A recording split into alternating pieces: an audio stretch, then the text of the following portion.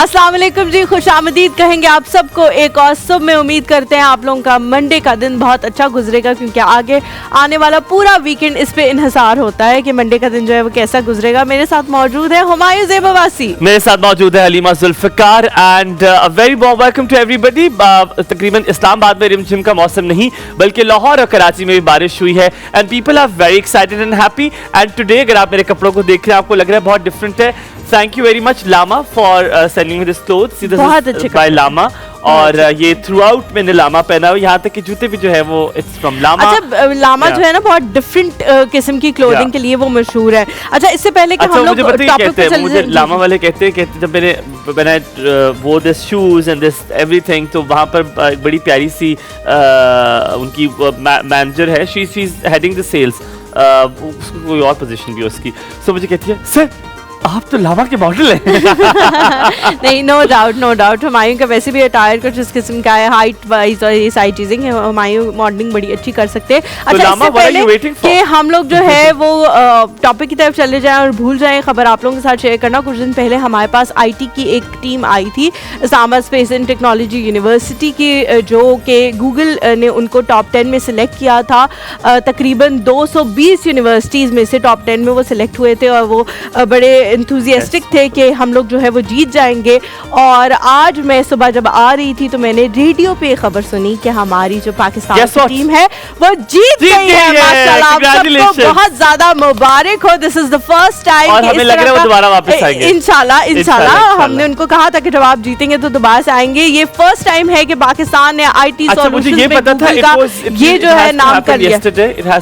हाँ, मुझे भी ये पता था, लेकिन मुझे ऑब्वियसली न्यूज़ नहीं आई थी। मैंने गूगल पे चेक किया, हमें मैसेज करते, मेरे ख्याल उनके पास बहुत लोग हो गए।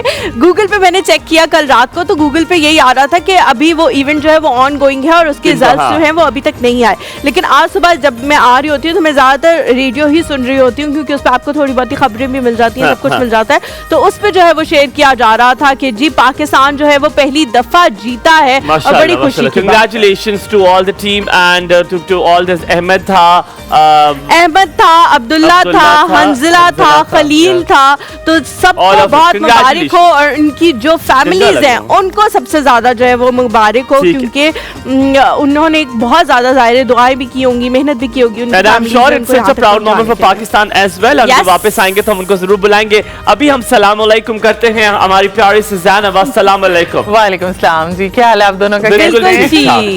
सच इन अफगानी कपड़े तुमने पहने हुए, तुम्हें पता है ये बात का? अच्छा, हाँ, it is because I had a friend जो अफगानी था और मैंने उनकी फैमिली से, हाँ, he is not a friend anymore, of course you know it. Yes, I know. I thank God वो नहीं है अब।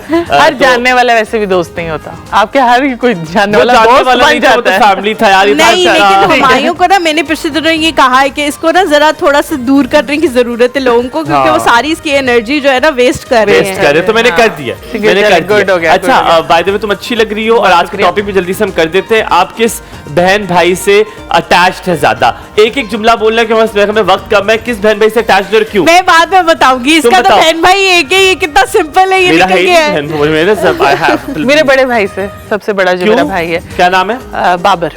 क्यों है? मैं उसकी और मेरी ना बहुत सी चीजें मैच होती हैं और हमारी बहुत आदतें जो हैं एक जैसी हैं, बहुत ज्यादा। मैं वापस आके तुम्हें थोड़ा सा I want to take a more note. क्या मतलब कोई एक आध चीज जिस वजह से तुम्हें बाबर भाई अच्छे लगते हो? तुम्हारी मुझे पता है किससे बनती है। किससे बनती है? आमना से।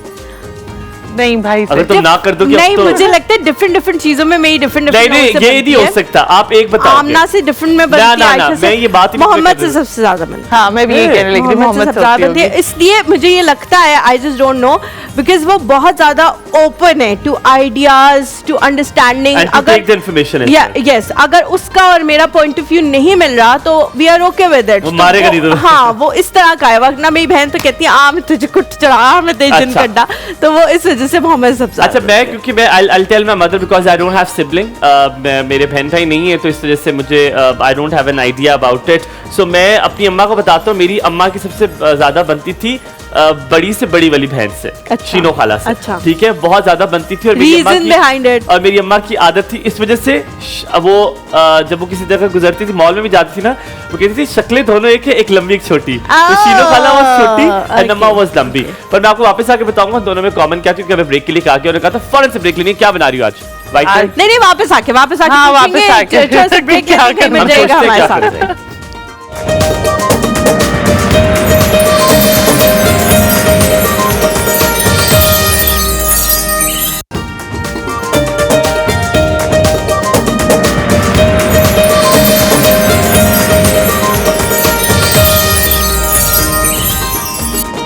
Welcome back to the show. Break पे जाने से पहले जी हम लोग बात कर रहे थे कि आप लोगों के अगर ज्यादा एक से ज्यादा सिबलिंग्स हैं तो उनमें से सबसे ज्यादा किससे आपकी बनती है और रीजन भी बताना है। और अगर आपकी एक से ज्यादा नहीं है और नहीं बनती है तो आप अभी बता सकते हैं कि नहीं भाई मेरी किसी से नहीं बनती, लेकिन अगर बनती है तो रीजन आपने बताना है। और मुझे लगता है कि माशाल्लाह हम चारों बहनों से अगर आप सेपरेटली पूछेंगे कि आपकी किससे सबसे ज्यादा बनती है तो शायद हम चारों ही मोहम्मद का नाम लेके उससे सबसे ज्यादा बनती है। अच्छा, हम ज़ैनब की तरफ चलते हैं। ज़ैनब, ब्रेक पे जाने से पहले हम पूछने लगे थे लेकिन जल्दी ब्रेक का बाबर भाई में ऐसा क्या है ऐसा क्या है बाबर भाई में कि ज़ैनब उनकी तरफ इंक्लाइंड हो गई है?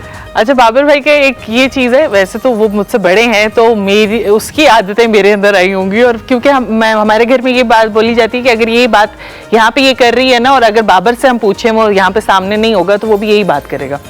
तो इस तरह की बहुत, उसका गुस्सा मेरा गुस्सा सेम। और बहुत सी चीज़ें हैं, उसको खाने पकाने का बहुत शौक है। वो अब ईरान में रह रहा है इस वक्त और ईरान में कॉल करके मुझे पूछ रहा होता है। I'm so sorry to cut you off here। बाकी बहन भाइयों से उस तरह क्यों नहीं बन पाई? वो they're not that mature। नहीं, मैच्योर की बात नहीं है, का मसला था क्या? वो बॉन्डिंग की बात होती है, हर चीज आप एक सिबलिंग के साथ शेयर कर सकते हैं। तो वो मुझे ये लगता है कि जो मेरा बड़ा भाई है उसके साथ मैं कर लेती हूँ। इतना फिट मैंने एंगल बनाया था, मुझे लगा मैं टीवी पे आ रहा हूँ तो आ ही नहीं रहा। ओ आ रहा हूँ। अच्छा, ये कौन बना रहा है? ये वाला कैमरा है डेविड यार। हारून, वेल डन शबाना, मैं तो बहुत अच्छा लग रहा हूँ।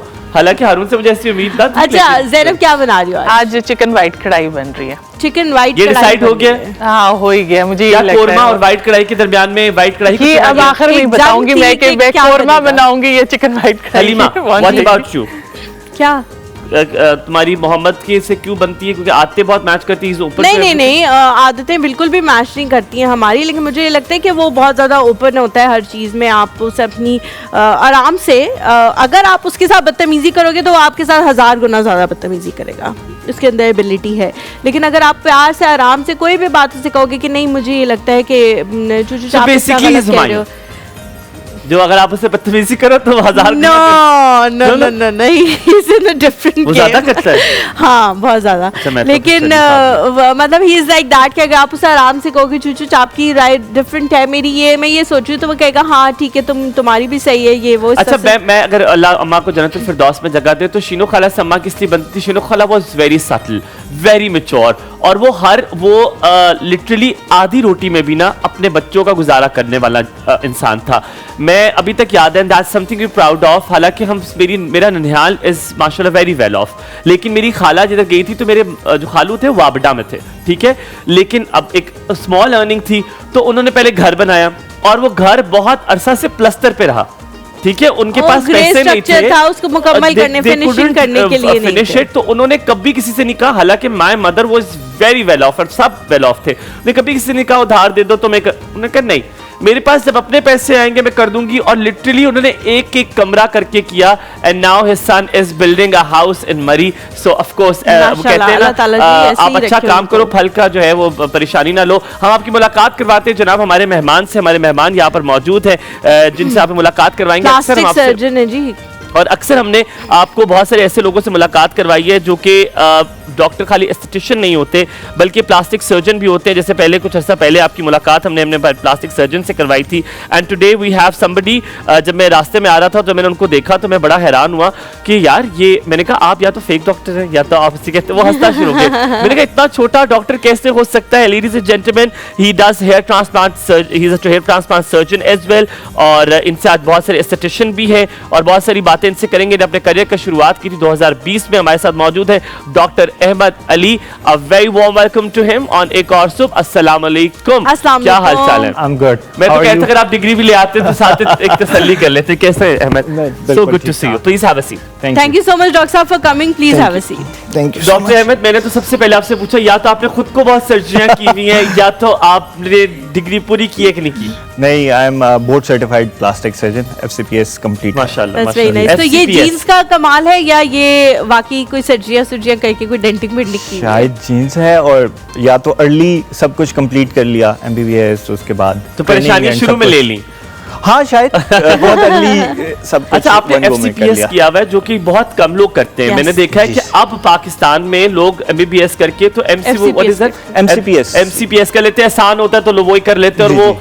फिर आप, क्योंकि हम आम लोग हैं, हमें तो नहीं पता लगता कि there is a big difference between FCPS और MCPS। सो आपने ये वाली डिग्री चुनी, why you wanted to pursue your career specifically in as a plastic surgeon? Basically FCPS is like longer process, ठीक है। 5 years की ट्रेनिंग होती है और मल्टीपल एग्जाम्स होते हैं। एंट्री एग्जाम है, फिर बीच में एग्जाम है, फिर एग्जिट एग्जाम है।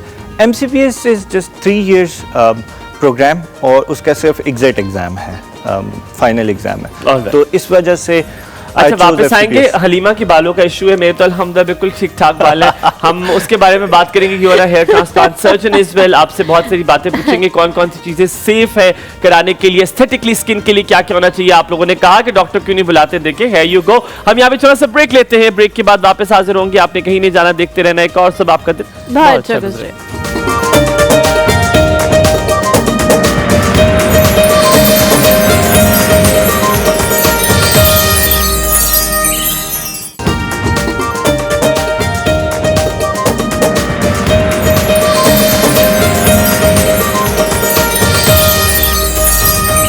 Welcome back to the show. Break पे जाने से पहले हम बात कर रहे थे किस हवाले से कि प्लास्टिक और हेयर सर्जन के हवाले से कि आप लोगों ने कहा था कि डॉक्टर को बुलाएं, तो हम लोगों ने जी उनको बुला लिया है। पहला सवाल जो एस्थेटिशियन है, लेकिन मेरा ये फोकस होगा कि हम एस्थेटिक के हवाले से ज्यादा बात ना करें, बिकॉज थोड़ी बहुत करेंगे जरूर ऑब्वियसली क्योंकि वो है, लेकिन हम बहुत ज्यादा एस्थेटिक फिजिशियन के हवाले से बात करते हैं। Plastic surgery is big umbrella. हाँ। But aesthetic I think is surgery, right? Aesthetically आपको अच्छा लगना तो या लेकिन नॉन सर्जिकल और सर्जिकल में भी डिफरेंस आ जाता है। अच्छा, मुझे सबसे पहले बात जो बताई, जो बहुत सारे लोग कहते हैं कि जी बहुत यंग डॉक्टर है, बहुत यंग डॉक्टर, एक्सपीरियंस नहीं है, ये सारी चीज़ें। मेरी जितनी अंडरस्टैंडिंग है, because I belong to a doctors family now, मेरी जितनी अंडरस्टैंडिंग है, सब लोग ये कहते हैं कि आपको उस सर्जन का इंतखाब करना चाहिए जो यंग हो बहुत ज़्यादा, क्योंकि वो आजकल के दौर का जो सबसे लेटेस्ट टेक्नोलॉजी होती है वो सीख के आया होता है, उससे वो अवेयर्ड होता है। वो पुरानी जो ऑब्सोलीट हो चुकी हैं चीज़ें उनको वो भूल चुका, उसको पता भी नहीं होती वो चीज़ें, वो आजकल के दौर के हिसाब से चलता है और उसके हाथ में ज़्यादा ग्रिप होती है। जिस तरह आप उम्र के ज़्यादा हिस्से में जाते रहते हैं आपकी ग्रिप कमज़ोर होती रहती है, लेकिन पाकिस्तानियों का कुछ डिफरेंट है। उनको लगता है कि एक्सपीरियंस जो है वो जिसका सबसे ज़्यादा होगा, जो सबसे ज़्यादा जो बिल्कुल रिटायरमेंट के करीब होंगे उनसे सर्जरी करानी चाहिए। आप क्या समझते हैं इस हवाले से? मेरे ख्याल से एक बैलेंस रखना चाहिए, ठीक है। हम ऐसे सर्जन को इंतखाब करना चाहिए जो जिसका थोड़ा बहुत एक्सपीरियंस भी हो और यंग भी हो, और सबसे इम्पोर्टेंट ये है कि जिसको अपनी जो सब्जेक्ट है उस पर अच्छा ग्रिप हो, तो वो आपको बातों से खुद ब खुद अंदाज़ा हो जाता है कि यार इस सर्जन को अपनी फील्ड के ऊपर अच्छी ग्रिप है। बहुत सारे ऐसे पेशेंट्स हैं जो मेरे आते हैं फर्स्ट टाइम में ही बात समझते हैं और अच्छा doctor Ahmed, she has asked a very question जिससे बड़े लोगों को ये मदद मिले कि हम लोग अक्सर डर जाते हैं कि किस डॉक्टर के पास जाना, तो very very very well put. Moving on, अब हम थोड़ा सा एस्थेटिकली फेस से स्टार्ट करते हैं। अगर सबसे ज़्यादा आजकल जो मसला हमें नज़र आता है कि हमारे स्लीपिंग पैटर्न इस तरह के हैं कि हमारे आई बैग्स किसी के नज़र आना शुरू होते हैं, डार्क सर्कल्स तो हमें लगता है पाकिस्तानियों को विरासत में मिले हुए। ये ऊपर से फूका गया था कि वो जो कहते हैं it was given, so it was said all Pakistanis will have dark circles. Everybody has dark circles. मैंने नहीं देखा कोई इंसान जिसके dark circles free हो। So ये dark circles, eye bag, eye sagging इससे क्या ये सर्जरी से ही खत्म होते हैं या एस्थेटिकली कुछ प्रोसीजर्स भी है उससे भी ठीक हो सकते हैं? Depending on the intensity depend करता है बेसिकली इंटेंसिटी पे। सिर्फ डार्कनिंग है, डार्क सर्कल्स हैं, तो उसके लिए तो 2 ट्रीटमेंट्स हैं, पॉलीन्यूक्लियोटाइड या PRPs होती हैं, जिससे नॉन सर्जिकली भी कुछ होता है, वो सर्जिकल ब्लेफरोप्लास्टी, हाँ ये नॉन सर्जिकल में आ जाता है। पॉलीन्यूक्लियोटाइड ये सिंपल अगर डार्क सर्कल्स हो, अगर आई बैग हो, ठीक है, और टीयर ट्रफ एक खड्डे बने हुए हो, उसके लिए फिर प्रॉपर जो चीज है वो ब्लेफरोप्लास्टी है या लो लिड। इससे शुरू करें, अब डार्क सर्कल्स शुरू करते हैं, फिर आगे आगे बढ़ते जाएंगे। डार्क सर्कल है तो उससे क्या होगा? हल्के डार्क सर्कल्स या फिर डार्क सर्कल्स है उससे? हल्के डार्क सर्कल्स में the best thing is non surgically polynucleotide और PRP। ये 2 चीजें ऐसी हैं कि जो कि बहुत अच्छा रिजल्ट देती हैं। अच्छा, ये अगर करा लें तो इसके बाद वो खत्म हो जाएंगे और नहीं आएंगे या नहीं? अगर आपके वैसे ही पैटर्न्स रहेंगे तो दोबारा भी वो आ जाएंगे? और कितने अरसे में ये है कि नॉर्मली जो रिकमेंडेड है ना 6 मंथ्स का है, इसमें रिपीट करवाना होता है। शुरू में आपको 2 सेशन 6 वीक्स अपार्ट लेने पड़ते हैं और उसके बाद 6 मंथ्स टू अ ईयर दोबारा रिपीट करवाना पड़ता है। पॉलीन्यूक्लियोटाइड क्या होता है, प्रोसीजर क्या है? मैंने PRP को तो हमें सबको पता है, what is polynucleotide? It's basically injections लगते हैं उसके अंडर आई पे, ठीक है, और ये एक प्रोडक्ट है जो नेचुरली हमारी बॉडी में भी होता है। ये बेसिकली कोलेजन बूस्टर है। यहाँ की स्किन हमारी बहुत थिन हो जाती है, तो इसमें वो कोलेजन को बूस्ट करता है और स्किन को इम्प्रूव करता है। बहुत सारे लोग इसमें फिलर डाल देते हैं, लेकिन फिलर डालने में प्रॉब्लम ये होती है कि स्किन इतनी पतली होती है कि वो रिफ्लेक्ट करता है और डार्क सर्कल और ज़्यादा नज़र आते हैं। उसको टिंडाल इफेक्ट कहते हैं और दूर से ना वो ज़्यादा डार्क सर्कलिंग नज़र आती है। ठीक है, वो जो अच्छा, आप एक वर्ड यूज कर रहे थे जब वो ट्वार्फ, क्या कहते हैं उससे? Tear trough. हाँ, टीयर ट्रफ। टीयर ट्राफ्ट होता है तब वो इंजेक्शन लगा के उसे फिल करके ऊपर लेकर आते हैं। उससे क्या होता है कि जिस बंदे के डार्क सर्कल्स पहले नहीं नजर आ रहे थे वो नजर आना शुरू हो जाते हैं अगर स्किन पतली है। तो इसमें ना बड़ा फाइन लाइन है। हाँ, फाइन लाइन। हम एक छोटा सा ब्रेक लेते हैं। ब्रेक के बाद जब वापस आएंगे तो ये पतली स्किन की किस तरह से केयर करनी है और अगर ये खराब हो जाए या किसी सर्जिकल प्रोसीजर में खराब हो जाए तो उसका कैसे? हम लोग आंखों का पहले खत्म करके फिर आंखों के सर्कल्स की बात कर रही हूँ कि वो अगर खराब हो जाए, यहाँ ही पतली स्किन होती है। हम एक छोटे से ब्रेक लेते हैं, ब्रेक के बाद वापस आते हैं। आपको कहीं जाना है हमारे साथ?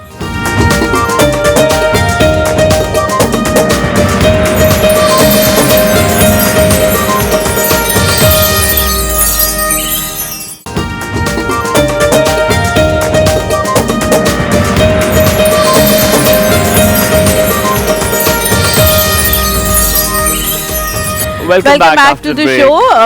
ब्रेक पे जाने से पहले हम बात कर रहे थे अंडर आई जितने भी लोगों को प्रॉब्लम्स हो जाती हैं। मुझे ये बड़ा होता है डॉक्टर साहब कि स्किन जो है वो वहाँ की बहुत सेंसिटिव होती है। एट टाइम्स हम लोग जाते हैं किसी एस्थेटिक फिजिशियन के पास, मे बी उनका इतना एक्सपीरियंस नहीं है या इस लाइन में नहीं है, किसी और चीज़ में है उनका एक्सपीरियंस ज़्यादा, तो वहाँ की जो स्किन है वो ख़राब हो जाती है। तो लोग कहते हैं कि ये वाली स्किन अगर एक दफ़ा डैमेज हो जाए तो ये इतनी पतली लेयर होती है कि ये फिर ठीक होना मुश्किल ही नहीं, तकरीबन नामुमकिन हो जाता है। तो इसके हवाले से थोड़ा सा बताएं कि किस तरह से इसकी केयर की जा सकती है और ठीक कैसे होगी अगर खराब हो गई तो? इसमें अगर नॉन सर्जिकल पे जाएं तो हमारे पास PRPs और पॉलीन्यूक्लियोटाइड की तो बात होगी। उसके अलावा सीरम्स जो विटामिन C एंड कैफीन के सीरम्स है दे आर वेरी गुड। और फिर अगर इसमें ना डाउन टाइम बहुत ज़्यादा है। अगर हम कोई भी प्रोसीजर कर रहे हैं ना तो पेशेंट को पहले से बता देना चाहिए, या मैं तो ज़रूर बताता हूँ कि 2 to 3 वीक्स का डाउन टाइम है, यानी इतना टाइम लेती है ठीक होने में। और उसके बाद अगर डैमेज हो जाए फिर उसमें माइक्रो नीडलिंग है, फिर समटाइम्स लेज़र्स भी यूज़ करने पड़ते हैं। दो के पाकिस्तानी स्किन में लेज़र्स अवॉइड किए जाते हैं क्योंकि वो डार्कनिंग करते हैं, हाइपर पिगमेंटेशन करते हैं। फिर लास्टली सर्जिकल आ जाता है जो कि बेस्ट ट्रीटमेंट है। सही। वो फिर ब्लेफरोप्लास्टी या लोअर लिड सर्जरी जिसको अच्छा, मैं अभी कॉलर लेकर फिर आपसे मैं अंडर आई का थोड़ा सा और हम पूछेंगे। जो बैग्स बन जाते हैं उस अंडर आई बैग्स को कैसे खत्म किया जाता है, क्या स्क्रीट किया जाता है उसका फ्लूइड अंदर से, what is the psychology behind it? एक छोटी सी कॉल। अस्सलाम वालेकुम नादिया, अ वेरी गुड मॉर्निंग, क्या हाल चाल है? वालेकुम सलाम, अल्लाह का शुक्र, ठीक ठाक। Good morning to you. Good morning. बड़ी प्यारी लग रही है, चाय पी रही है, अकेले गली मुस्कान आती? हाँ, चाय मैं अकेले ही पी रही हूँ क्योंकि हुमायूं चाय नहीं पीता, तो पहले मैंने अपनी चाय पिया, मैं हुमायूं की मेरी चाय पी। अच्छा, और अपना घर में सब ठीक ठाक है? सब अल्हम्दुलिल्लाह बिल्कुल ठीक ठाक। कोई स्किन के वली भाई जी, आपकी एक बात बतानी थी। क्या? आपने आज किस तरह के कपड़े पहने हैं लेडीज की तरह? लेडीज की तरह? यार ये आपने बिल्कुल ठीक कहा है। ये एक जमाना होता था कि ये खबर, मैंने आज जब कपड़े इस्त्री के लिए दिए तो उन्होंने मुझे कहा, मेरी मम्मी कहती मेरी कमीज ऐसी होती थी एक हाँ ऐसे। बिल्कुल ठीक है यार, वो मैच नहीं करेगा। मैंने इसके साथ बेज कलर का दुपट्टा लेना है। नहीं, लेकिन आजकल ये कपड़े जो है वो बहुत ट्रेंडिंग है और बहुत बड़े अच्छे लगते हैं। नहीं नहीं, मैं कह रही हूँ बड़े अच्छे लगते हैं। मुझसे कहो मेरे स्पॉन्सर को एक कॉल सुना देना। अच्छा, कैसे दिन गुजरे हैं? क्या बात तो सुनी, कैसे दिन गुजरे? Stop it Humayun. किसके दिन, किसके बगैर, कैसे दिन तो अच्छे गुजर रहे हैं। ये तो गर्मी के 2 दिन बाहर के आए हैं, 2 छुट्टियां नहीं थी। आज तो मुझे एक और प्लास्टिक सर्जन मिल गया, तो अब तो दिन बहुत प्यारे गुजरेंगे। सब ठीक कराऊंगा मैं अपना।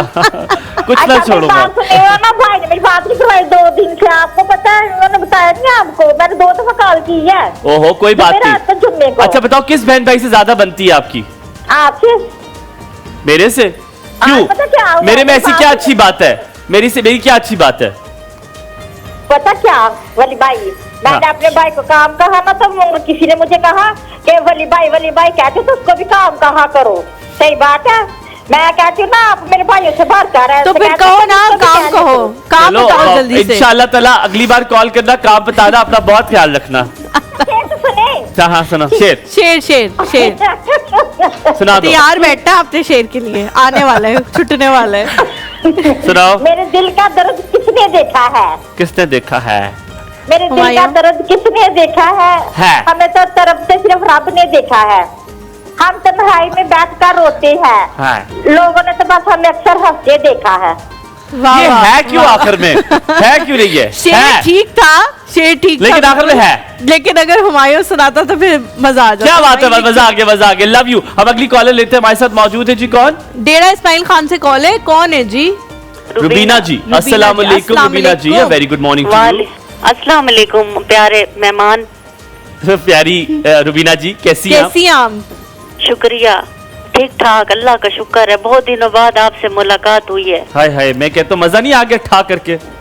बिल्कुल, अल्लाह पाक आपको हमेशा खुश रखे, आबाद रखे। आमीन। आपके प्रोग्राम को, आपके चैनल को, आमीन आमीन। और आप इसकी नन्ही सी बच्ची को, भतीजा को, आमीन आमीन आमीन आमीन आमीन। हाँ, बस आपको बहुत मिस करती हूँ। डॉक्टर जो आए हुए हैं वो भी, उनको मेरा सलाम। उनको मिस करती हूँ। उनसे कोई सवाल पूछना चाह रही है रुबीना जी, तो पूछ लें जल्दी से। जी, सवाल ये है बेटा कि मेरे आंखों के ऊपर कोलेस्ट्रॉल की वजह से छोटे छोटे से वो बॉल्स की तरह बन गए, छोटे है ना? हाँ, नहीं, ऊपर आंखों के ऊपर वो वॉल्स बन गए। नहीं वॉल्स नहीं होते, ये येलो कलर के वो। जी येलो कलर। ठीक है। रंथलीमा कहते हैं, क्या बीमारी कहते हैं, मैं इतनी पढ़ी लिखी नहीं हूँ। ठीक है। ये वो वाले डॉक्टर कहते थे, नब्ज देख के डॉक्टर बता देते आपको क्या बीमारी, फौरन पहुंच गए डॉक्टर साहब। Very good doctor. ठीक हो गया, हम पूछते हैं रुबीना जी, बहुत शुक्रिया। कोलेस्ट्रॉल का मसला है, मैं रोइस्टा खा रही हूँ, उससे ना मुझे इनका फर्क तो नहीं हुआ। लेजर ट्रीटमेंट कहते हैं, वो तो बहुत पता नहीं डेरा में होता है कि आपके वहाँ पर कोई प्लास्टिक सर्जन मौजूद है इलाके में करीब? जी है। अच्छा ठीक है, अभी आपको बताते हैं डॉक्टर साहब। बहुत शुक्रिया कॉल करने के लिए, सलामत रहिए। Thank you so much for calling जी डॉक्टर साहब। ये कोलेस्ट्रॉल के डिपॉजिट्स हो जाते हैं स्किन में, और ये वाइट येलो कलर के बड़े वॉट्स की तरह के लगते हैं, लेकिन बड़े अजीब से लगते हैं, येलो कलर के होते हैं। इधर भी बनते हैं और आंख के नीचे आई बैग वाली जगह पे छोटे छोटे या कभी कभार एक पूरी लेयर सी वाइट कलर लाइंस। इसके सर्जिकल ऑप्शन है, इसके अलावा वो कोई ऑप्शन नहीं है। सर्जिकली इसको निकाल देते हैं, मतलब छोटी मोटी सी आपको सर्जरी है। कोई कॉस्मेटिक बेसिकली तो प्लास्टिक सर्जन ही करते हैं, क्योंकि फेस सर्जरी जब तक आप प्लास्टिक सर्जन से ना कराएं तो बेहतर नहीं होती। कॉस्मेटिक से ठीक नहीं होता, किसी सीरम से, चीजों कुछ से? भी नहीं, कुछ भी नहीं। अच्छा, मैंने आपसे आई बैग्स का पूछता था, मुझे बताएं जो आई बैग्स बन जाते हैं, ये आई बैग्स बनते क्यों हैं, और इन आई बैग्स को क्या आप कोई रूटीन दोबारा ठीक करके भी वापस ला सकते हैं अपनी पोजीशन पे, या नहीं सर्जरी ही इसका? बेसिकली 3 रीजंस हैं। एक तो जेनेटिक होते हैं, जेनेटिक में बेसिकली फैट कंटेंट ज़्यादा होता है, ठीक है। उसके अलावा थायराइड हार्मोन की वजह से भी समटाइम्स बन जाते हैं, और एजिंग से होते हैं। इसमें बेसिकली फैट होता है। थायराइड वाले जब मसला होता है उसमें ज़्यादा एडिमा होता है, या फ्लूइड सा कह सकते हैं होता है। फिर इसकी जो ट्रीटमेंट है ना वो सर्जिकल ही है, जिसमें अंडर आई पे कट सा दे के बैग्स की जो एक्स्ट्रा फैट है उसको या तो निकाला जाता है, या उसको रीड्रेप किया जाता है, यानी जहाँ पे डिप्रेशन है वहाँ पे डाला जाता है, और साथ ही स्किन को एक्सरसाइज करके लिफ्ट दे दिया जाता है। ठीक है। अच्छा डॉक्टर साहब मुझे बताएं कि बहुत सारे लोगों को, मतलब मुझे लगता है शायद दुनिया में 90% लोग होते हैं जिन्हें अपनी नाक पसंद नहीं होती, वो अपनी नाक को चेंज करना चाहते हैं, उसको की कुछ डायमेंशंस को चेंज करना चाहते हैं। क्या नॉन सर्जिकल प्रोसीजर से शेप चेंज हो सकती है? मैंने बहुत सारे आजकल लोगों को देखा, उन्होंने अपनी टिप पे कोई इंजेक्शन यहाँ पे लगवाया हुआ है, उसको पकड़ के जो है डॉक्टर साहिबा खींच रही हैं और नाक थोड़ी सी अच्छी प्यारी खूबसूरत सी लंबी सी होती है, वो क्या कराना सही है? वो दोबारा रिपीट कराना पड़ेगा, थोड़े ऐसे बाद डिसॉल्व हो जाएगी या नहीं? एक दफा करा लिया तो आपकी नाक ये लिक्विड राइनोप्लास्टी कहते हैं इसको। इसमें फिलर्स, थ्रेड्स, बोटॉक्स, ये तीनों चीज़ों का कॉम्बिनेशन करके करते हैं। Very short term. तकलीफ होती है? पेनफुल तो होता है डेफिनेटली, कोई भी सर्जिकल कॉस्मेटिक प्रोसीजर आप फेस पे करवाएंगे, definitely we use different numbing creams and numbing injections, लेकिन थोड़ा बहुत पेनफुल होता है, बहुत टेम्परेरी है और बहुत मिनिमल सा 19-20 का हम कह सकते हैं फर्क पड़ता है। अच्छा, टेम्परेरी कितने अरसे तक रहेगा? 6 to 8 months सिर्फ। अच्छा वापस आएंगे, हम यहाँ पे थोड़ा सा ब्रेक लेंगे और ब्रेक के बाद आपसे वापस आके पूछेंगे राइनोप्लास्टी जो है, हलीमा की सवाल को लीड करते हुए, राइनोप्लास्टी क्या सिर्फ प्लास्टी होता है? प्लास्टी राइनोप्लास्टी जो है क्योंकि कुछ लोगों को ज़्यादातर वही करवाना चाहते हैं जिनको डीएनएस का इशू होता है, ठीक है, हड्डी बड़ी हुई होती है और उनके यहाँ से आपको उभरा हुआ नजर आता है नोज, तो क्या डीएनएस पहले करवा कर उसका इलाज करवा के फिर राइनोप्लास्टी होती है, क्या उसी का ये हिस्सा है? This is one of the part. हम थोड़ा सा ब्रेक लेते हैं, ब्रेक के बाद वापस आके पूछेंगे, हिम्मत जाएगा, देखते रहिए एक और सब, आपका दिन अच्छा गुजरे।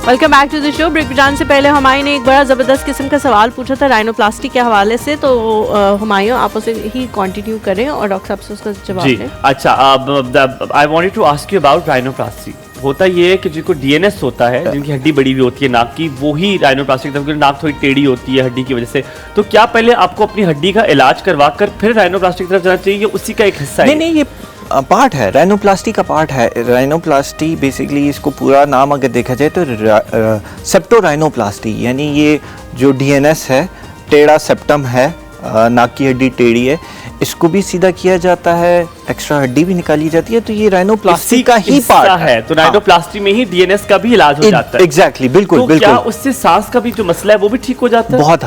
बहुत हद तक वी से 90% से अबव नाक का जो सांस का मसला है वो ठीक हो जाता है। That's a good percentage। पर आपने जब नाक की बात की, हमने राइनोप्लास्टी करा ली, इज इट वेरी पेनफुल और क्या इसके लिए कुछ दिन दरकार होते हैं? क्योंकि जाहिर बात है कोई बचपन में तो करवाएगा नहीं, ऑफिस जाने वाले लोग करवाएंगे या जो कई काम करते होंगे, कितना ड्यूरेशन लगता है इसमें, कितना वक्त लगता है? बेसिकली इसको अगर डिवाइड किया जाए ना, बेसिकली आई डिवाइड इन 2, क्योंकि शुरू में 5 to 10 days पट्टी हुई होती है, प्लास्टर हुआ होता है, उस दौरान तो मुश्किल होता है शायद वर्क पे वापस जाना, कुछ लोग पसंद नहीं करते। था पता है मेरे प्रोड्यूसर ने मुझे फॉरेन का, आप छुट्टी नहीं ले सकते। हाँ, 10 days तो आपकी नोज पे पट्टी होगी, ठीक है। उसके बाद स्वेलिंग होती है, 10 days के बाद you can join your work back straight away, लेकिन स्वेलिंग होती है जो ओवर पीरियड ऑफ 6 months या 1 year तक रहती है, और जो ब्रूजेस होते हैं वो ब्रूजेस चले जाते हैं, 1 week चले जाते हैं। डिफर है, मेरी हुई भी है। मैंने जब मैं छोटा था, मेरी डीएनएस का इशू था और मैंने एक हॉस्पिटल से कराई थी, लेकिन मुझे तो ये इशू डीएनएस की जो सर्जरी होती है ना, वो बहुत स्मॉल सर्जरी होती है। But the swelling you talking about, ये तो मैंने फेस नहीं की। वही बता रहा हूँ, डीएनएस की जो सर्जरी होती है ना, वो बहुत छोटी सर्जरी होती है, सिर्फ अगर डीएनएस की जाए। राइनोप्लास्टी थी? हाँ, राइनोप्लास्टी नहीं होगी। राइनोप्लास्टी में स्वेलिंग 6 months से लेके 1 year तक रहती है, डिपेंडिंग कि स्किन की थिकनेस कितनी है। अगर मोटी स्किन हो ना, उस पर बहुत तंग होता है बंदा, 1 year तक चला जाती है स्वेलिंग, लेकिन ये स्वेलिंग इतनी ड्रास्टिक नहीं होती कि बहुत बुरा लग रहा हो बंदा, मतलब प्रॉपर शेप में आते आते इतना टाइम लग जाता है। ठीक हो गया। अच्छा डॉक्टर साहब, एक चीज़ जो है अब हम देखते हैं बहुत ज़्यादा पॉपुलर हो रही है, वो ये है कि लोग अब पहले के ज़माने में ना हम सोचते थे प्लास्टिक सर्जरी के हवाले से कि अपने जो फेस है उसकी चीज़ों को चेंज कर देना।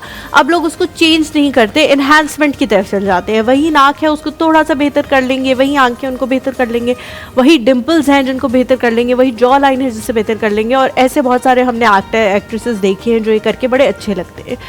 मुझे बताएं कि जो डबल चिन है, लोग इसकी वजह से बड़ा बुली भी होते हैं कि जी बहुत बुरा लग रहे हैं और वो फिर थोड़ा साइड पे भी रहना शुरू हो जाते हैं। ये क्या किसी नॉन सर्जिकल प्रोसीजर से ख़त्म हो सकती है, और अगर हो सकती है वो कौन कौन से प्रोसीजर्स हैं, और वो भी रिपीटेडली आपको कराने पड़ेंगे, मतलब एक दफ़ा कराएंगे 6 महीने साल बाद दोबारा से कराना पड़ेगा?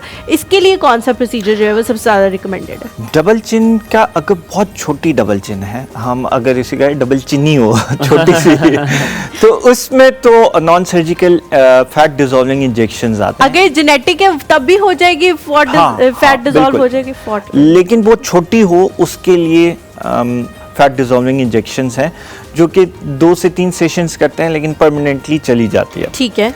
लेकिन अगर बड़ी डबल चिन है जो कि बहुत ज़्यादा जिसमें फैट है, उस पे फिर प्रॉपर लाइपोसक्शन और साथ में नेक लिफ्ट करनी पड़ती है। उसकी ट्रीटमेंट सर्जिकल ही है। नॉन सर्जिकल में फिर वही बात है, 19-20 का ही फ़र्क आएगा, कोई मेजर डिफरेंस नहीं आता। तो इस वजह से I recommend to do liposuction और नेक लिफ्ट। ठीक है। अच्छा, अब मैं टॉपिक को दूसरी तरफ लेकर जाऊंगा, हेयर के बारे में बात करेंगे, बालों के बारे में, जो कि बहुत बड़ा अलमिया और मसला है। हमने देखा जब भी किसी के बाल गिरने लगते हैं या हेयरलाइन पीछे चली जाती है, आपको पीआरपी का लोग देते हैं कि पीआरपी कराएंगे स्ट्रेंथन हो जाएंगे। उसके बाद पीआरएफ एक एडवांस टेक्नोलॉजी है, लोग कहते हैं वो ज़्यादा बेहतर है पीआरपी। और आप पहले पीआरपी और पीआरएफ में बताएं कि कितना ज़्यादा फ़र्क है, और उसके बाद ये लोगों को अवेयरनेस हमें देना की बहुत ज़रूरत है। आपने एक्सोसोम कहते हैं करवा ले, वो ज़्यादा बेहतर है। एक्सोसोम भी आपका फॉलिकल लेकर नहीं आते, नए फॉलिकल के लिए ट्रांसप्लांट ही एक नतीजा है। इसके बारे में थोड़ा देखिए। अच्छा, पीआरपी और पीआरएफ ऑलमोस्ट सेम है, ब्लड से ही बनते हैं। सिर्फ पीआरएफ में डिफरेंस ये है कि वहाँ पे जो ग्रोथ फैक्टर्स हैं या प्लेटलेट्स हैं उनकी कंसंट्रेशन ज़्यादा होती है। सिर्फ बनाने का तरीका डिफरेंट है। इफेक्टिव, मोर इफेक्टिव है। आई वुड से मेरे पर्सनल एक्सपीरियंस में ऑलमोस्ट 30-40% ज़्यादा रिजल्ट्स आते हैं विद पीआरएफ। लेकिन जहाँ पे आपका हेयर फॉलिकल नहीं है, जहाँ पे आपका गंजपन एक दफ़ा आ चुका है, वहाँ पे आप पीआरएफ करें, एक्सोसोम्स करें, कुछ भी करें, it won't work. Doctor Ahmed, यहाँ पर मैं चाहूँगा आप पॉज करें, हम इसको आके वापस आके डिटेल में दोबारा बात करते हैं। मुझे ये बताइएगा, एक आम इंसान को ये कैसे पता चल सकता है कि मेरा फॉलिकल जा चुका है, यहाँ पर ज़रूरत नहीं है? क्योंकि follicle, you can't see the follicle, right? तो एक आम इंसान को कैसे अंदाज़ा हो सकता है कि ये फॉलिकल है या नहीं? आपको काफ़ी अर्से से बाल नहीं आ रहे तो अंदाज़ा हो गया कि यार ये जगह इज गॉन एम्प्टी। हम यहाँ पे थोड़ा सा ब्रेक लेते हैं, ब्रेक के बाद वापस हाजिर होते हैं, कहीं मत जाएगा, देखते रहिए और सुबह आपका दिन बहुत अच्छा गुजरे।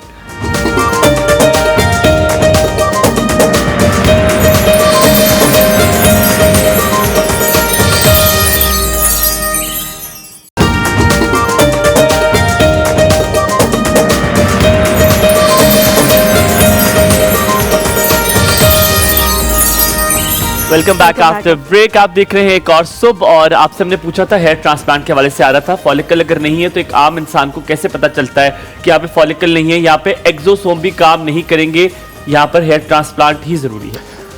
वहाँ पे बाल ही नहीं होंगे, वहाँ पे बाल आएंगे ही नहीं, काफ़ी अरसे से उस जगह पे बाल नहीं आएंगे, तो वो डेफिनेटली वहाँ पे हेयर फॉलिकल नहीं है। और क्या ये जो लोगों ने एक कॉन्सेप्ट बनाया हुआ है कि आप जब अब ये फखर भाई हैं, अब ये सोचेंगे, अब 70 से ऊपर चलेंगे फखर भाई, अब ये सोचेंगे कि अब कराना है मेरे डॉक्टर साहब ने मुड़ के लिटरली फखर भाई को देखा है कि तो कौन है?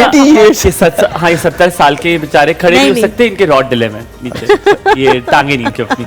अच्छा, तो 70, अब ऑन अ सीरियस नोट सवाल ये है कि लोग 70 साल या 40 साल के बाद, 50 साल के बाद सोचते हैं कि अब ट्रांसप्लांट करा लें। लोग अगर कुछ 27-28 साल का होता है, कहता है यार अभी है बाल, जब चले जाएंगे सारे, क्या ट्रांसप्लांट यंग एज में नहीं कराना चाहिए? कोई बाल तो तब चाहिए, you want to look good at that time, तो आपको जितना जल्दी कराएंगे आपका जो डोनर एरिया है वो भी मजबूत होगा। इसमें ये है ना कि बेसिकली आजकल ब्यूटी स्टैंडर्ड्स ना टोटली सेल्फ परसेप्शन पे चलते हैं, सब्जेक्टिव हो गए हैं टोटली। तो आजकल बहुत ज़्यादा यंग पेशेंट्स आ रहे हैं जिनकी अर्ली हेयर लाइन पीछे चली गई, और उनकी देखा जाए तो बात भी सच है, 20s में है लेकिन वो दिखने में 40s या 30s के लगते हैं, तो उनमें ये है कि हेयर ट्रांसप्लांट। लेकिन अब पॉइंट ये है कि हमने मैनेज ऐसे हेयर ट्रांसप्लांट करना है कि उनके 2 ट्रांसप्लांट हो सकें, क्योंकि जो बाल लगाते हैं, जो हेयर ट्रांसप्लांट हुआ है, वो तो नहीं गिरते, लेकिन पॉसिबल है कि आपके जो अपने बाल हैं, जो पीछे अगर फ्रंट पे हम लोगों ने हेयर ट्रांसप्लांट किया और पीछे नहीं किया, वो हो सकता है इन 5 years और 6 years गिर जाए। यहाँ पर एक चीज मुझे डॉक्टर अहमद बताएं, Halima I think appreciate the question which is के हर कोई डॉक्टर इस हेयर ट्रांसप्लांट के डिफरेंट पैसे ले रहा है, ये क्या तरीका, और बहुत बड़ा डिफरेंस, कहीं 60,000 के बाल लग रहे हैं, कहीं पे 1.5 लाख के लग रहे हैं, कहीं पे 2.5 लाख के लग रहे हैं, कहीं पे 3.5 लाख के लग रहे हैं। तो क्या वो लेना तो सबने डोनर ही है, तो जब लेना डोनर ही है तो फर्क कहाँ पे पड़ रहा है, ये पैसों का इतना चेंज कैसे है? हाँ, ये बड़ा इंपॉर्टेंट क्वेश्चन है। आप देखेंगे जो कम पैसे ले रहे हैं ना, मोस्टली वो नॉन प्लास्टिक सर्जन्स हैं या जिनको अलाउ नहीं है। अभी पीएमडीसी ने ये रूल बना दिया है कि सिर्फ प्लास्टिक सर्जन या एफसीपीएस डर्मेटोलॉजिस्ट ही हेयर ट्रांसप्लांट कर सकते हैं। तो बहुत सारे टेक्नीशियंस और सिंपल डॉक्टर, डिप्लोमा होल्डर भी समटाइम्स बहुत सारे ऐसे हैं जो नॉन डॉक्टर्स हैं, they are doing hair transplant. वो फिर 40, 60, 70,000 में भी कर देते हैं। तो कोई नुकसान होता है? हाँ, बिल्कुल नुकसान होता है। अब आपने उस एज वाइज देख के हेयर ट्रांसप्लांट करना है। अब लोग खुश हो जाते हैं कि किसी के पास चले गए, यार उसने 5000 ग्राफ्ट्स लगा दिए, ठीक है, उसने आपका सारा डोनर ज़ाया कर दिया, ठीक। अब नेक्स्ट अगर उसको हेयर ट्रांसप्लांट अगर ज़रूरत पड़ेगी तो वो कहाँ से लाएगा डोनर? उसके पास डोनर है ही नहीं है, वो उसका सारा डोनर ही रूइन हो चुका है, ठीक है। तो जहाँ से एक बार ले लिए बाल, वहाँ से दोबारा नहीं लिए जा सकते जिंदगी में कभी भी। एक लिमिट से ज़्यादा, ठीक है, वो बाल दोबारा नहीं आता, जो लिया जाता है वो दोबारा नहीं आता। तो जब तक आप प्रॉपर प्लास्टिक सर्जन या डर्मेटोलॉजिस्ट जिनको पूरा उसका टाइमलाइन पता है कि हेयर फॉल कब होना है, हर चीज पता है उसकी, एग्जैक्टली, तो वो आपको एक पूरा प्लान लेके चलते हैं, वो लाइफ टाइम प्लान। लेकिन डॉक्टर अहमद, जब किसी प्लास्टिक सर्जन के पास भी जाते हैं तो आप लोग तो बाल सिर्फ आप हेयरलाइन बनाते हैं, सब कुछ करते हैं, जो लगाते हैं बाल वो तो आपके साथ स्टाफ मेंबर्स लगा रहे होते हैं, टेक्नीशियंस हैं हमारे साथ, they are helpers, yes they are और हेल्पर्स। बेसिकली जो एंगल है वो सब कुछ तो हम लोग खुद करते हैं। जैसे मैं हेयर लाइन से पीछे तक जितने भी स्लिट्स हैं, जहाँ जहाँ बाल लगाने हैं, वो मैं खुद करता हूँ, ठीक है। एंगल्स बड़े इंपॉर्टेंट है, किस एंगल पे हेयर लगाना है, सिर्फ कट्स तो नहीं लगाने या सिर्फ बाल रखने तो ठीक है, ठीक है। These helpers help us, basically ये हेल्पर्स हैं। काम हमारा है जिसको एक प्लान लेके चलना और लाइफ टाइम का प्लान लेके चलना। अच्छा, मैंने ये भी डॉक्टर अहमद बहुत ज़्यादा नोटिस किया है कि कुछ लोग जो हैं बताते हैं अपना एक्सपीरियंस कि हमें बिल्कुल तकलीफ नहीं हुई या बहुत कम तकलीफ हुई, बर्दाश्त के काबिल तकलीफ थी, और कुछ लोग बताते हैं कि हमें ऐसी तकलीफ हुई कि हम उल्टे इतने ऐसे तक सोते रहे 15 दिन 20 दिन, और नाकाबिले बर्दाश्त तकलीफ थी। इंजेक्शंस हमें लगाने पड़े, जो है वो पेन किलर के इंजेक्शन जो है वो हमें लेने पड़े, इतनी तकलीफ थी। इसकी रीजन जो है वो क्या होती है? एक छोटा सा ब्रेक लेते हैं, उसके बाद मैं ये सवाल पूछूंगी। एक छोटा सा ब्रेक लें, कहीं मत जाएगा हमारे साथ।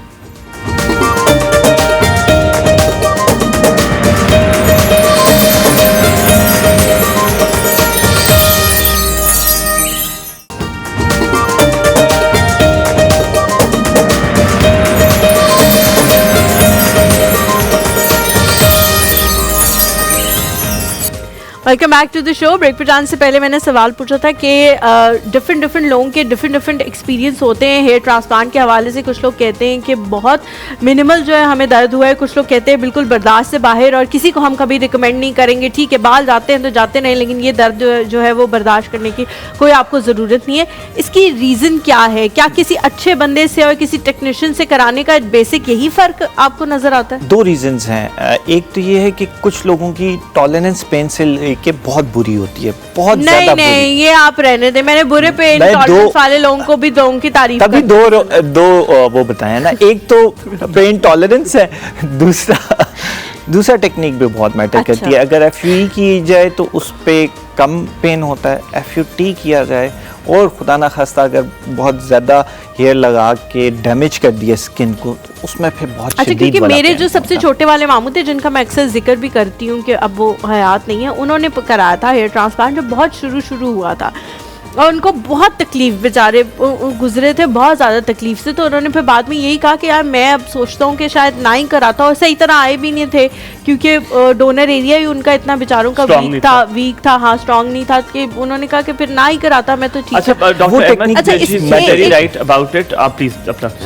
एक छोटा सा मेरा सवाल है, मुझे वाकई ये सवाल किसी ने इंस्टाग्राम पे मैसेज करके पूछा है। लास्ट टाइम आए थे डॉक्टर कमाल और उन्होंने हेयर ट्रांसप्लांट के हवाले से बड़ी बात की थी, तो उसके बाद जो है किसी ने मुझे मैसेज करके कहा कि जिससे आप फॉलिकल्स किए जा सकते हैं क्रिएट किसी डोनर एरिया से लेके, उसी तरह से फॉलिकल्स क्या खत्म भी किए जा सकते हैं? जिससे खवातीन को बॉडी हेयर का बहुत ज्यादा इशू होता है, इसका तो लेजर ही है। लेजर से क्या मुकम्मल तौर पे खत्म हो जाते हैं? और अगर होते हैं जला के उनको खत्म लेजर से किया जाता है तो कितने अरसे में जो है वो हो जाते हैं? लेजर से सेशंस लेने पड़ते हैं क्योंकि फॉलिकल्स बहुत ज्यादा होते हैं। ठीक है, तो वो लेजर की इंटेंसिटी या बर्न जो है वो एक वक्त में सब कितना स्ट्रेंथन फॉलिकल है आपका, एग्जैक्टली उसमें फिर बार बार सेशंस लेने पड़ते हैं। और उसके अलावा लेजर डिपेंड्स कि कौन सी मशीन हम यूज कर रहे हैं। अच्छा, अगर ओरिजिनल अमेरिकन या जर्मन यूज कर रहे हो, कैंडेला या सोप्रानो ओरिजिनल या फोटोना, ये 3 ऐसी हैं जो कि ओरिजिनली अगर टॉप ब्रांड्स हैं, अगर इनकी प्रॉपर लेजर्स किए जाएं तो they claim 3 to 4 sessions are enough. ठीक है, मिनिमम, और वैसे 6 तक जाते हैं मैंने एग्जैक्टली। लेकिन जब जो पाकिस्तान में बहुत ज्यादा आम है चाइनीज मशीन्स यूज होती हैं, उसमें फिर अप टू 10 और समटाइम्स 15 सेशंस लेने पड़ते हैं। ठीक है। अच्छा, अब मुझे लगता है कि एक चीजों के पहले कपड़ों का ट्रेंड आता था, अब तो सर्जरीज का ट्रेंड भी आता है। कोई एक किसी का फीचर अच्छा लगता है तो आप किसी को कोई चीज अच्छा लगता है, it is like a shopping material. आप कहते हैं ये वाला फीचर जाके सर्जन से करा लेते हैं, जिस तरह हानिया आमिर का डिंपल है। आपने बहुत सारे ऐसे कस्टमर्स से मिले होंगे, और मेरे कुछ दोस्त भी हैं जो सर्जन, वो कहते हैं वो लेकर आते तस्वीर हानिया आमिर की और कहते हैं ये वाला डिंपल देख के दें, और उन्होंने लेकर उनको बना कर लेकिन हानिया आमिर को ऑलरेडी डिंपल था, उन्होंने एनहांसमेंट जरूर कराई है, लेकिन शुरू से वो डिंपल लेकिन था और वो भी it's doubtful. But moving on, dimple plasty क्या सब करा सकते हैं? क्या इसके लिए कोई स्पेसिफिक फीचर चाहिए होते हैं, या डिंपल प्लास्टी कोई भी करा सकता है? किसी भी कोई भी करवा सकता है। मैं बहुत कॉमनली परफॉर्म करता हूँ ये प्रोसीजर डिंपल प्लास्टिक का।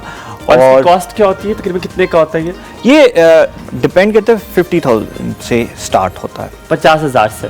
तो ये और डिंपल एनहांसमेंट कितने का होता है? सेम क्योंकि टाइम और ये थ्रेड से होता है, आपके 3-4 दिन वो स्टैटिक रहता है और फिर उसके बाद वो ठीक होता है? जी एग्जैक्टली। बेसिकली तो मैं तो थोड़ा सर्जिकल करता हूँ कि वो डायनामिक हो, कि स्माइल के साथ आए, वैसे ना आए, और ज़रा लॉन्ग टर्म के लिए चले, 6 years 7 years या उससे ज़्यादा टाइम के लिए। अच्छा, इतना अर्सा चल जाता है। और डॉक्टर साहब, एक चीज़ जो कि मुझे सर्जरीज में सबसे अच्छी लगी है, जो मुझे बड़ा लगती है, खूबसूरत लगती है, which is a face lift. और मैंने काफ़ी लड़कों को भी देखा है फेस लिफ्ट कराते हुए। मेरे एक बहुत अच्छे दोस्त हैं, उन्होंने कराया हुआ है, और उनका यहाँ से लिफ्ट हुआ हुआ, और it looks, the bone looks amazingly beautiful. तो ये लिफ्ट की कॉस्ट क्या होती है, और ये क्या सब करवा सकते हैं, और कितना ये हार्मफुल है?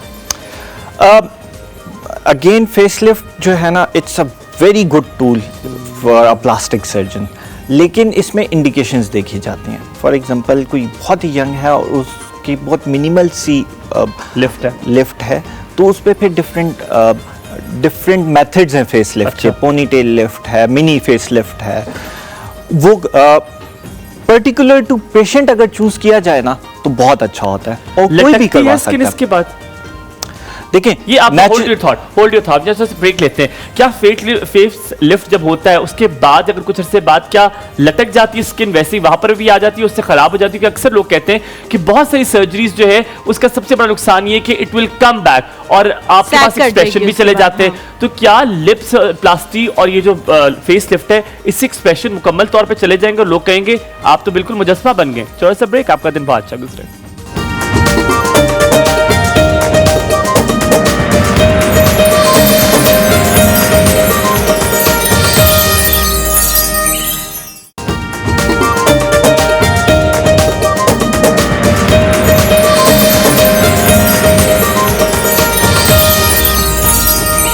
Welcome back after break. आप देख रहे हैं एक और सुबह, और मैं हूं हमीयूं। ये क्या किया मैंने? मैं हूँ हुमायूं से बबासी, मेरे साथ है डॉक्टर साहब ने तुम्हारे साथ किया। डॉक्टर साहब क्या किया आपने मेरे साथ? मैंने कुछ नहीं किया। डॉक्टर साहब मैं आपको आज सबको नाज़रीन को बता रहा था, हुआ कल ऐसे कि मैं किसी घर गया हुआ था और वहाँ पे इतनी बुराइयाँ और थी, इतनी बुराइयाँ और थी, और बुराई नहीं सबकी बात बता रहे थे। तो मुझे तकरीबन 45 मिनट ये होता रहा, तो मुझे लगा कि मैंने तो कुछ भी नहीं इनपुट दिया, मैं तो इतनी देर से खामोश हूँ। तो मुझे किसी के बारे में थोड़ा सा कुछ पता था और मैंने फौरन झटक करके बता दिया। मैंने कहा यार इनको लगे इसको भी पता है, और मुझे घर आके इतना अफसोस हुआ। फिर मैंने उससे अंदाजा लगाया कि एनवायरनमेंट का आप पर कितना असर होता है कि आप लेफ्ट आउट की फील करते हो और आपका वो कर देता है। और मुझे बहुत अफसोस हुआ और मैंने कहा अल्फाज वापस कैसे लूं, लेकिन एक बार जो आपकी जुबान से अल्फाज निकल जाते हैं वो वापस नहीं हो सकते। लेकिन बहुत सारी चीजें जो है वापस हो सकती है। जैसे हम लोग लिफ्ट की बात कर रहे थे, एक्सप्रेशन चले जाते हैं जब आप फेस लिफ्ट कराते हैं या लिप में लिप फिलर कराते हैं। ये क्या कोई अगर टेक्नीशियन या सर्जन अच्छा हो तो वो एक्सप्रेशन को कंट्रोल भी कर सकता है कि ना पता चले? नॉर्मली तो एक्सप्रेशंस नहीं जाने चाहिए फेसलिफ्ट के साथ। नेचुरल फेसलिफ्ट वही है जिसमें आपके एक्सप्रेशंस ना जाएं। हाँ, बोटॉक्स के साथ एक्सप्रेशंस जाते हैं। जब आप बोटॉक्स करवाते हैं ना, उससे expressions basically it's a muscle freezing, तो उसमें होता है। फेसलिफ्ट में तो हम मसल्स और लिप फिलर जब होता है उसमें आपका सामने लगता है कि it's artificial lip, artificial lip है आपका। नहीं, देखें अगेन ये हर किसी के अपने ऊपर है कि कुछ लोगों को बहुत ज्यादा लिफ्टेड या बहुत ज्यादा प्लम्पी लिफ्ट पसंद होते हैं, पर्सनल चॉइस है, पर्सनल चॉइस है। और कुछ लोग कहते हैं जस्ट नेचुरल सा कर दें कि छोटा लिफ्ट। हमारे साथ जी कॉलर है अरूबा है कराची से। अस्सलाम वालेकुम। वालेकुम अस्सलाम जी, क्या हाल है आपके? बिल्कुल ठीक अल्हम्दुलिल्लाह, आप कैसी हैं? जी अल्लाह का शुक्र है। और आपका आज का टॉपिक भी बहुत अच्छा है, शो का डॉक्टर भी बहुत अच्छे हैं। लेकिन मेरा एक सवाल था कि ये एस्थेटिक ट्रीटमेंट इतने महंगे हैं, क्या ये अपर मिडिल क्लास या लोअर मिडिल क्लास अफोर्ड कर सकता है? जो उनकी सैलरी होती है, या आप लोग बात तो कर रहे हैं लेकिन ये सिर्फ अमीरों के ही लगता है मुझे ये ट्रीटमेंट कराएंगे। आपने बड़ा अच्छा सवाल पूछा है अरूबा, टीवी पर, या उनके लिए है जो वर्किंग वुमेन्स हैं? अच्छा आपने सवाल बहुत अच्छा पूछा है, because we don't knock the door. हम पूछते नहीं है कि प्रोसीजर, पहले मुझे भी आपकी तरह यही लगता था कि ये सिर्फ अमीरों की हो सकते हैं, इसकी पहुंच से मैं बहुत दूर हूं। लेकिन जब मैं गया तो मुझे पता चला कि ये प्रोसीजर जितने आपको जरूरत है, मैं सिर्फ आपने सवाल के हद तक पूछ रहा हूँ। एक्चुअली लीस्ट ट्रीटमेंट भी 15,000 का बोटॉक्स फिलर, इनकी यही कीमत है। तो इसमें तो कोई वो नहीं है, दो राय इनकी होती यही है कॉस्टिंग की प्राइजेस। और आजकल ये भी एक सवाल है मेरा कि ये पॉलर्स भी खोल के बैठ गए, ये ट्रीटमेंट था पॉलर्स में भी ये सब आम हो रहा है। तो ये अवेयरनेस हो आवाम को कि वो किस तरह अच्छी जगह पे जाएं। और पहली बात तो ये है कि ये इतने महंगे हैं कि बस मैं समझती हूँ कि ये शायद सिर्फ भी सोशल मीडिया के लोगों के लिए ही है। ठीक है, बहुत शुक्रिया अरूबा, आपने सवाल बड़ा अच्छा पूछा। हमारे साथ फरिया मौजूद है, इसका जवाब भी लेंगे। अस्सलाम वालेकुम Fariya ji, a very good morning to you, क्या हाल है? वालेकुम अस्सलाम हुमायूं, मैं बिल्कुल ठीक। और आपका शो बहुत ही आज अच्छा टॉपिक लेके आया है। Thank you. लेकिन मैंने एक बात जो कहनी थी ना, वो ये थी कि जैसे अभी रिसेंटली बॉलीवुड की एक बहुत फेमस एक्ट्रेस है शेफाली जी जी, तो उसका जो था वो I had that next question। मेरा अगला सवाल वही था कि उन्होंने एजिंग के कुछ इंजेक्शंस लिए, उसकी वजह से उन्हें कार्डियक अरेस्ट हुआ है। यही सवाल मेरा अगला था। अब आप फिक्र ना करिए, पूछना है मैंने अभी इनसे, आपको भी यही सवाल है? अच्छा बोलने तो देना। जी जी जी, कहे सॉरी कहे जी, कहिए। तो मैं वही कह रही हूँ कि अभी ये जो ट्रीटमेंट होते हैं ना, वो होने ही उनको देने चाहिए जो बहुत रेयर हो। जैसे अभी नाक की बात हो रही है, लिप की बात हो रही है, जिनका बहुत रेयर कंडीशन है, उनको आप सबसे पहले तो ये बात होती है कि ये आपकी जो है ना एक बॉडी इमेज इंसान को ना अपनी ठीक भी होगी ना, उसको बुरी लगेगी। मेरी अपनी नाक जो है वो ना थोड़ी सी चौड़ी है, लेकिन मैं उसको बिल्कुल भी ऐसे नहीं सोचती कि मैं कहती हूँ यार ठीक है, शुक्र करें, अल्लाह का शुक्र करें, जो है उसमें सही है। मैंने तो ये जब देखा है ना शेफाली का, तो मुझे तो हुआ है कि यार हम लोग इतने प्यारे हैं ऑलरेडी। और that is very true. Thank you so very much Fariha call करने के लिए। हम जल्दी से आपसे सवाल पहला का पूछेंगे। उन्होंने आपसे सबसे पहला सवाल व्हाट वाज इट? उन्होंने पूछा था कि प्राइसेस जो हैं वो क्या सैलून में कर लेते हैं चीजें तो क्या? हाँ, बेसिकली इट्स अ मिथ कि प्लास्टिक सर्जरी या कॉस्मेटिक प्रोसीजर बहुत महंगे हैं। They are not. My 70% of the patients are working class तो ये इतने महंगे नहीं हैं, वर्किंग क्लास ही मेरे पास ज़्यादा आती है।